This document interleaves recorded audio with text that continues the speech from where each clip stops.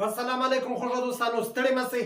خدای پاک دې وکړي چې جوړ او روغ یاست. خوږو دوستانو، غزنوي پښتون یم، بیا ستاسو په درانه خدمت کې له یو نوي ویډیو سره. هو خوږو دوستانو، ما تاسو سره لوظ کړی و چې زه به تاسو ته وخت پر وخت باندې د نوي او د پخواني شاعرانو او زموږ د سویلي پښتونخوا د تکړه شاعرانو کلامونه تر تاسو پورې دررسوم. هو خوږو دوستانو، نن بیا په لاس کې لرمه زموږ د سویلي پښتونخوا د پښین د سیمې د ادب، زموږ د ادب د چاپیریال مالګه که ورته ووایم هم بده به نه وي. زموږ د پښین د سیمې چې یو شمېر شاګردان یې هم روزلي وو، خدای شته چې ډېره زده کړه ما هم جین کړې وه په ادب کې او نورو ملګرو هم جین کړې وه. دا د ښاغلی عبدالباري اسیر صاحب دمګړی زموږ په منځ کې نشته. خدای پاک دې مغفرت وکړي، خدای پاک دې وواړه جنتونه په برخه کې. د ده کتاب په لاس کې لرمه، دویمه شعري مجموعه ده. د کتاب نوم دی د غرو لمرینې څوکې. نو هم د دې کتاب څخه به یو یا دوه کلامه تر تاسو پورې در ورسومه. خوږو دوستانو، خدای پاک دې وکړي چې ستاسو د خوښې وړ وګرځي. خوږو دوستانو، که مې چیرې دا غزلې خوښې شولې، خوږو دوستانو لطفا زما د یوټیوب چینل در سره سبسکرایب کړئ، لایک یې کړئ او دا د بیل آیکن یا د زنګ نشان در سره ووهئ چې زه هر وخت ویډیو پورته کوم نو به تاسو ته نوټیفیکشن درځي. خوږو دوستانو، ستاسو وخت نه ضایع کومه، راځمه د ښاغلي عبدالباري اسیر صاحب د کلام ولور ته.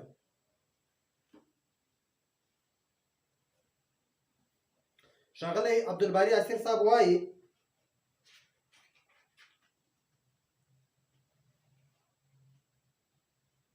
وای د بخت ستوری مې بلندی یم خوشبخته، د بخت ستوری مې بلندی یم خوشبخته، په ژوندون کې مې ډېر خوندی یم خوشبخته. په رښتیا سره په دې کښې څه شک نسته، په رښتیا سره په دې کې څه شک نسته، چې دښمن مې عقلمندی یم خوشبخته. په زانګو کښې د هنر مدام زنګېږم، په زانګو کې د هنر مدام زنګېږم، خیال مې نرم ماشوم اندی یم خوشبخته. په زانګو کښې د هنر مدام زنګېږم، خیال مې نرم ماشوم اندی یم خوشبخته. د تریخوالي هېڅ اثر ورباندې نسته، د تریخوالي هېڅ اثر ورباندې نسته، خوند د خولې مې د ګلکندی یم خوشبخته. ای اسیره نن په دغسې حالات کښې، ای اسیره نن په دغسې حالات کښې، زړه چې زما سره پیوندی یم خوشبخته. هم د دې کتاب څخه به د ښاغلي عبدالباري اسیر صاحب یو بل خوندور کلام تر تاسو پورې دررسومه. وایي ښاغلی عبدالباري اسیر صاحب وایي: وایي د کلي په کوڅو کښې ګرځېدم لکه ملنګ، د کلي په کوڅو کښې ګرځېدم لکه ملنګ، کچکول مې و په څنګ کښې تالیدم لکه ملنګ، د کلي په کوڅو کښې ګرځېدم لکه ملنګ او کچکول مې و په څنګ کښې تالیدم لکه ملنګ. هغه شپې در په یاد کړه چې بهر کله سهار، هغه شپې در په یاد کړه چې بهر کله سهار، زه ستا په دروازه کښې درېدم لکه ملنګ.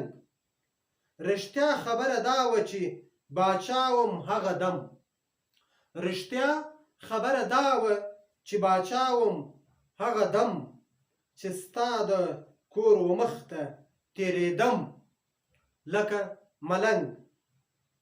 له هر طرف زه چې هغه دم هلته په کاڼو، له هر طرفه زه چې هغه دم هلته په کاڼو، له هر طرفه زه چې هغه دم هلته په کاڼو، د کلي ماشومانو دې ویشتم لکه ملنګ.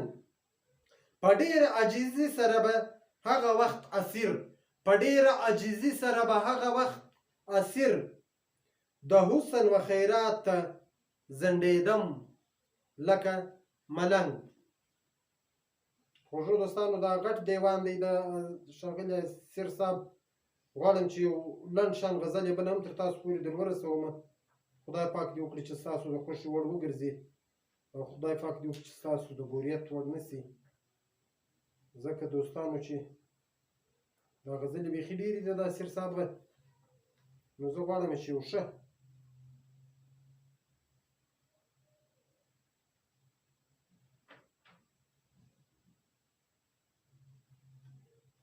وایي د بدبختۍ دغه کیسه د باران نه ورېږي د بدبختۍ دغه قصه د باران نه ورېږي زموږ په برخه دا حصه د باران نه ورېږي چترۍ پر سر چې زه او ته به تېرېدلو پکښې چترۍ پر سر چې زه او ته به تېرېدلو پکښې چترۍ سایوان ته وایي که بعضې خلک د چترۍ د نوم سره نابلده وي وایي چترۍ پر سر چې زه او ته به تېرېدلو پکښې بلده دا هغه کوڅه ده باران نه ورېږي څاڅکي تر مځکې پورې نه راځي له ډېره وخته څاڅکي تر مځکې پورې نه راځي له ډېره وخته زموږ د اعمالو نتیجه ده باران نه ورېږي څاڅکي تر مځکې پورې نه راځي له ډېره وخته څاڅکي تر مځکې پورې نه راځي له ډېره وخته زموږ د اعمالو نتیجه ده باران نه ورېږي